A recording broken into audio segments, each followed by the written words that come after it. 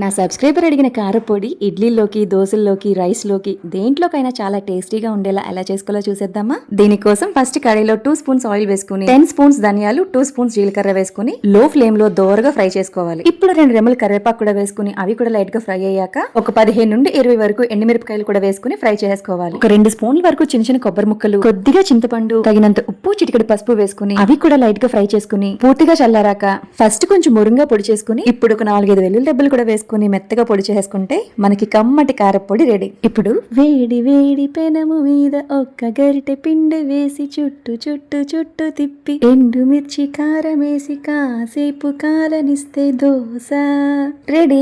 ఇది దోశల్లోకే కాదు ఇడ్లీలోకి, రైస్ లోకి కూడా చాలా బాగుంటుంది. సో నా సబ్స్క్రైబర్ అడిగిన కారపొడి అయితే రెడీ. ఇంకా మీకు ఎలాంటి రెసిపీస్ అన్నా కావాలంటే కామెంట్ చేయండి. నాకు తెలియని రెసిపీస్ అయితే నేర్చుకుని మరి పోస్ట్ చేస్తాను. ఫైనల్ గా వీడియో నచ్చితే లైక్ చేసి అలాగే సబ్స్క్రైబ్ కూడా చేసుకుని stay tune. Thank you for watching.